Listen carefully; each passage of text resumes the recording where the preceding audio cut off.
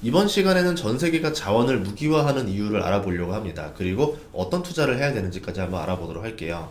인도네시아가 석탄에 이어서 굴이랑 보크사이트도 수출을 중단하게 됐는데 이제 반제품이랑 완제품으로만 팔겠다, 부가가치 올려서 GDP 올리겠다, 뭐 이런 뜻으로 해석하시면 됩니다. 그러니까 인도네시아도 자기들이 어쨌든 지금 갑이다 생각을 하는 거죠. 을이 아니구나, 갑이니까 한번 우리도 돈을 좀 벌어보자, 이런 생각으로 보시면 될 것 같아요. 실제로 2019년 말에 한번 했었던 적이 있었는데 니켈의 잠재적 1위는 인도네시아입니다. 인도네시아가 2019년 말에 원강 수출을 중단해요. 니켈을 가지고. 그렇게 했더니 수출액이 10배 이상 증가하는 걸 경험했어요. 그러니까 굴이랑 주석, 금, 다른 광물도 이제 적용을 해서 이제 좀 돈을 벌어봐야 되겠다, 그렇게 원한다는 말을 했습니다. 실제로 인도는 니켈 생산량이 세계 2위, 수출량이 세계 3위인데 지금 미개발된 것까지 더 개발하게 되면 1위다, 이런 말을 하고 있거든요. 전 세계 수출 점유율은 20% 정도 됩니다. 보크사이트도 생산량 2위, 전 세계 수출량 10% 차지하고 있고요. 석탄은 수출량 세계 1위, 주석이 생산량 세계 2위, 주석 수출량은 세계 1위, 구리 생산량은 세계 10위, 수출량은 세계 6위, 금 생산량은 세계 12위. 굉장한 광물 국가죠. 그렇기 때문에 인도네시아가 광물을 가지고 쥐어튼다라는 거는 공급이 타이트해졌다, 이걸 느낀 거죠. 인도네시아 하면은 최근에 석탄 수출 금지가 있었어요. 열흘 만에 결국은 다시 풀어줬는데 그 이유는 뭐냐면 석탄업자들이 원래 생산량의 25%는 인도네시아 안에 있는 자국 발전소를 의무 공급을 해줘야 돼요. 가격을 70달러까지 묶어놨습니다. 이렇게 공급을 해주고 나머지 75%는 너희가 수출하면서 알아서 돈을 벌어, 이렇게 해줬는데 석탄 수출량이 세계 1위인 인도네시아다 보니까 최근에 어떻게 했냐면 중국이 호주 때문에 석탄 공급이 부족하다 보니까 그거를 인도네시아 쪽에 물량을 늘린 거예요. 그거 우리가 돈 많이 줄 테니까 넘겨, 이래가지고 수출 가격이 80달러 중반으로 넘어갔어요. 그러니까 생산업자 입장에서 이러는 거죠. 지금 이 물량을 그 발전소를 안 돌리고 해외로 수출하면 돈을 더 많이 버니까 어떻게 해서든 뭐 늦추든 어떻게든 간에 안 주니까 이 발전소 안에 있었던 석탄 재고가 바닥이 났죠. 조코이 대통령이 이렇게 한 거죠. 수출 금지, 강수를 때린 겁니다. 그러면서 수출 물량이 내수로 돌아온 거죠. 그만큼 지금 외국에서 오히려 석탄 부족이 심각하다, 이 석탄을 지금 인도네시아 거를 웃돈 줘서 데려갈 정도로 석탄난이 벌어지고 있다, 이렇게 보시면 됩니다. 인도네시아는 왜 수출을 금지하는 거냐? 만약 이렇게 했으면 WTO 제재에 위협이 있었던 거예요. 근데 본인들도 경제적 이익이 크기 때문에, 그리고 더 큰 이유는 정치적인 이유가 있습니다. 조코이 대통령은 가난한 목수 아들로 태어났어요. 그러다가 성공한 가구 사업가 출신이에요. 성공한 사업가이기 때문에 사업에 빠삭합니다. 그래서 시장을 거쳐서 자카르타 지사, 그 다음에 행정가 출신의 대통령이에요. 그 처음으로 직선제 대통령이 됐습니다. 그러니까 어떻게 보면 인도네시아에서 처음으로 문민 정부를 여는 사람이에요. 근데 당이 막 많이 흩어져 있어요, 인도네시아 쪽은. 왜냐면 민족도 여러 개로 흩어져 있기 때문에 강력한 당을 형성하기 좀 어렵습니다. 그래서 여권이 강력하지 못하고 뭐 군부라던가 다른 당의 입김을 좀 받는 형태의 여권 연합이다, 이렇게 보시면 돼요. 하지만 국민들 지지율은 굉장히 높아요. 한마디로 본인은 국민 지지율이 본인의 어떤 권력의 상징이다, 이렇게 볼 수 있습니다. 안 그러면은 다른 당에서 조코이 대통령을 끌어내리려고 할 수도 있을 거 아니에요. 근데 지금 인도네시아 문제가 뭐냐면 중국 투자로 인해서 부채 증가가 심했었고 코로나로 인해서 뭐 실업률이라던가 뭐 악화된 것들이 많았거든요. 이 경제 문제를 타개하기 위해서 자원의 무기화를 선택한 게 아닌가, 이렇게 볼 수 있죠. 우리 자원을 쓰려면 가공한 거 사가라. 그러면 공장이 인도네시아에 들어와야 돼요. 인도네시아 안에 들어왔다는 얘기는 일자리가 늘어난다는 얘기죠. 일자리가 늘어나면 인프라가 개선되고 세금을 많이 내게 되니까 국가가 점점 부유하게 되겠죠. 실업률은 나날이 떨어져 나갈 거고. 거기다 마침 친환경이라던가 이제 이런 자동차들, 전기차, 이런 게 이제 성장하면서 인도네시아의 중요성이 굉장히 커졌습니다. 여기에다가 세계 4위 인구예요. 성장성도 굉장히 높죠. 이거 얼마나 좋아요. 그렇기 때문에 인도네시아가 지금 주목을 받고 있는 상황이었는데 여기에 지리적인 이유도 또 있어요. 대부분 광물 하면은 뭐 브라질, 아르헨티나, 이제 호주를 많이 떠올립니다. 호주에서 그러면 가장 수출하기 좋은 데가 뭐냐면 최단 거리가 어떤 북미나 이런 쪽이 아니라 아시아예요. 일본, 중국, 한국. 세 개 나라가 가장 가까운데 수요도 엄청나게 큽니다. 보면은 전 세계적인 배터리 회사라던가 이런 것들 보면 다 아시아에 있잖아요. 얼마나 그러니까 호주의 광물이 그쪽으로 많이 투여가 되는가, 이렇게 볼 수 있겠죠.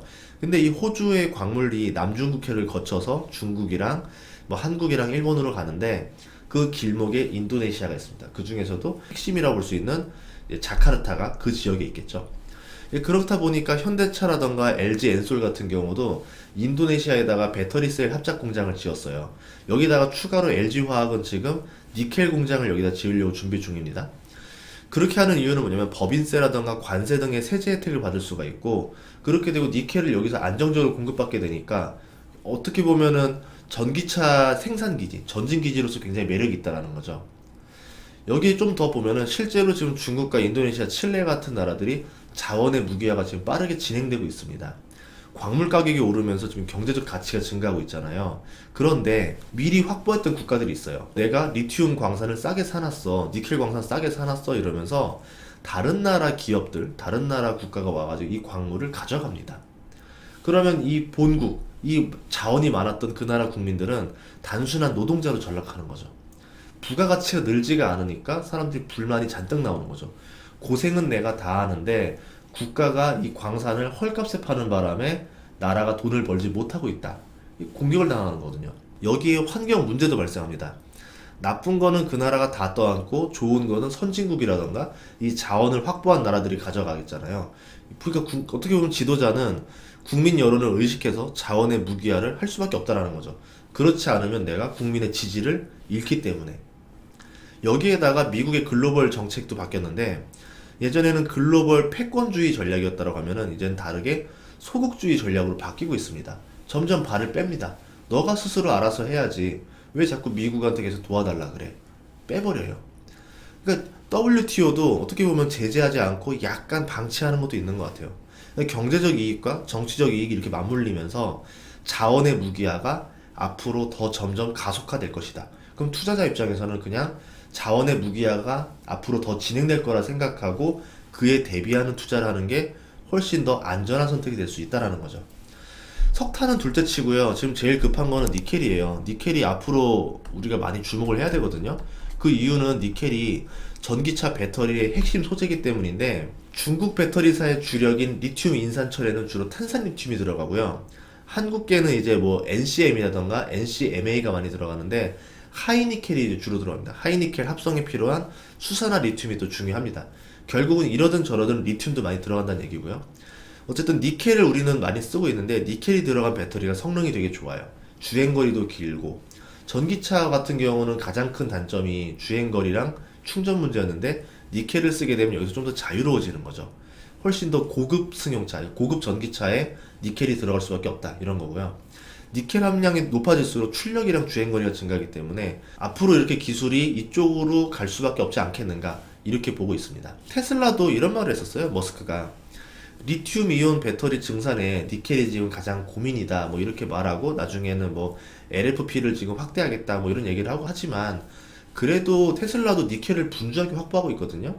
BHP라던가 발레라던가 뉴칼레도니아 트라피구라 컨소시엄이랑 구매 계약을 하면서 니켈 확보에 가장 분주하게 뛰는 게 오히려 테슬라다, 이렇게 볼 수 있습니다. 그래서 LG화학도 지금 뭐 인도네시아에다 니켈 생산 공장 지으면서 니켈을 빨리 확보하려고 하는 것도 있고요.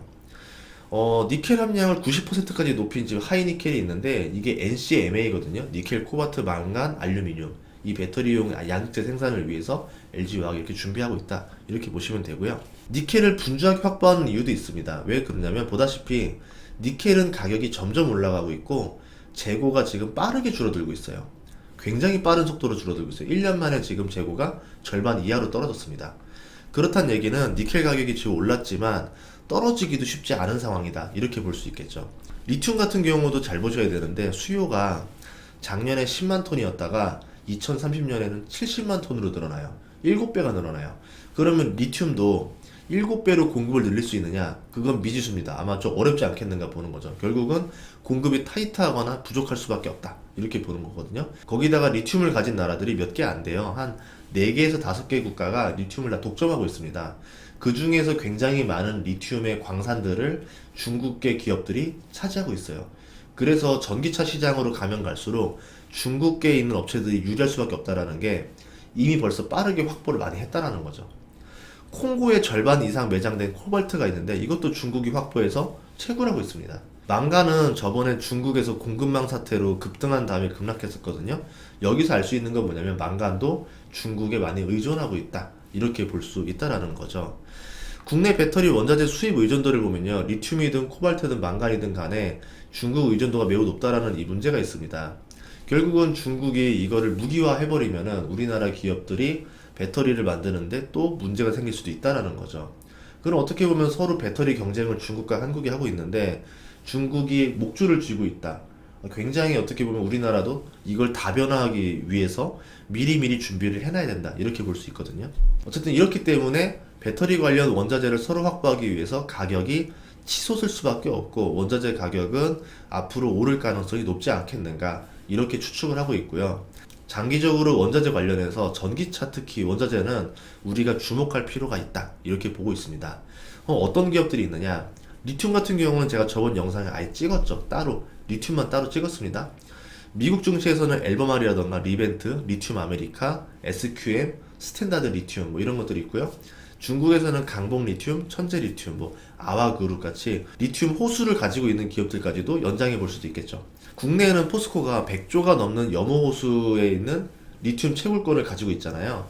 이제 그거를 가지고 생산을 들어갔습니다. 그래서 리튬 생산 공장이 건설이 들어갔는데 대략적으로 한 2년 걸린다라고 보면은 이제 앞으로 포스코는 2년 후부터 리튬을 어마어마하게 생산을 하는 거죠. 리튬 생산 기업들 보면은 PER이 굉장히 높거든요. 그렇기 때문에 포스코의 가치가 매우 커질 수 있다. 이렇게 볼 수 있습니다. 하지만 포스코는 이제 홀딩스가 됐고 포스코 리튬이라 따로 이제 자회사처럼 할 거 아니에요. 그러면서 상장을 따로 해가지고 어떻게 보면은 이제 물적 분할 상장이라 봐야 되겠죠. 그래서 이제 포스코 홀딩스를 사봤자 그거로 누리는 효과가 좀 낮을 수는 있겠지만 그렇다 하더라도 포스코의 전반적인 가치가 워낙 저렴하기 때문에 어떻게 보면 리튬 관련주 중에서는 제일 저렴하다 이렇게 볼 수 있어요. 이번에는 니켈에 대해서 알아보도록 할게요. 니켈 하면은 대표적으로 그냥 브라질의 발레라는 기업이 있습니다. 세계 1위 철광석 니켈 생산 기업인데 지금 철광석 가격 많이 올랐죠. 그리고 니켈 가격도 많이 올랐죠. 세계 1위입니다. 얼마나 유리한 기업이에요. 그러니까 발레라는 기업을 제일 먼저 보는 게 좋겠죠. 마침 또 발레가 니켈과 구리 생산을 증산을 했습니다. 그래서 니켈이 이제 연간 5만 톤 생산이 가능해졌거든요. 그렇기 때문에 니켈로 벌어들이는 돈이 발레는 앞으로 더 커질 것이다. 이렇게 볼 수 있어요. 브라질 기업인 이 발레를 어떻게 투자할 수 있느냐?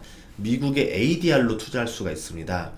현재 지금 PER이 3배고 배당이 18%인데 과거의 배당 대비 막 6배 이상 확 줘버리면서 배당 수익률이 확 올라갔는데 앞으로 이익을 이렇게 낼 수 있을지 없을지 모르기 때문에 앞으로도 배당 수익률이 18%다 이렇게 볼 수는 없어요. 하지만 저평가인 상태가 됐다. 왜? 이익이 많이 들어서 이렇게 볼 수는 있습니다.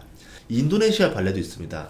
니켈 생산이 굉장히 매력적인데 여기는 3분기 실적 기준으로 보면은 PER이 17배고 배당이 1%예요. 어떻게 보면은 브라질에 있는 본사 발레에 비해서 고평가다 이렇게 볼 수 있지만 그 이유는 뭐냐면 인도네시아 안에는 아직 니켈이 매장량이 많이 남아있고 이걸 더 채굴해서 확대할 수 있기 때문에 앞으로 성장성이 높지 않겠는가 이렇게 보는 것 같아요. 그리고 매출과 이익 중에서 특히 이익이 굉장히 빠르게 늘고 있거든요. 그런 것들이 다 PER에 반영된 것이 아닌가 이렇게 볼 수 있습니다. 그러면 인도네시아 주식은 어디서 살 수 있나요? 미래에셋 어플에서는 인도네시아 개별주를 구매할 수 있습니다. 아니면 내가 다른 증권사에 가입됐다라고 하면은 전화를 통해서 주문을 또 할 수도 있습니다. 아니면 니켈 가격 자체에 투자하는 방법도 있어요. 우리나라 국내 ETN 보면은 다양한 원자재 투자가 가능한데 그 중에 니켈도 있습니다. 하지만 원자재 투자 같은 경우는 리스크가 워낙 크기 때문에 좀 이렇게 ETN으로 투자하는 것에 대해서는 그렇게 추천하진 않고요. 또 ETN 같은 경우는 배당도 없어요. 배당이 없기 때문에 내가 투자했을 때 버틸 수 있는 안전벨트가 없다라는 거죠. 이런 점도 고려하시면 좋을 것 같습니다. 이렇게 전 세계가 자원을 무기화하는 이유랑 관련주에 대해서 알아봤는데요. 니켈이나 리튬이나 이런 거 말고도 굉장히 많은 핵심 원자재들이 많이 있어요. 이제 그런 기업들이 앞으로 원자재 가격이 올라가고 인플레이션이 벌어지면서 주가에도 많은 상승이 있을 수 있습니다. 거기에다가 전기차 같은 경우는 시장이 점점 커지기 때문에 인플레이션 우려가 꺾인다 하더라도 성장성이 살아있겠죠.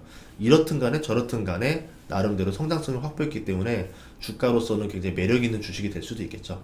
아까 보다시피 발레처럼 본사 발레냐 아니면은 인도네시아에 있는 발레냐에 따라서 PER도 굉장히 다를 수가 있으니까 여러분들이 꼭 뭐 국내에 있는 주식, 미국에 있는 주식만 보는 게 아니라 좀 글로벌하게 보시면서 투자하면 좋을 것 같습니다.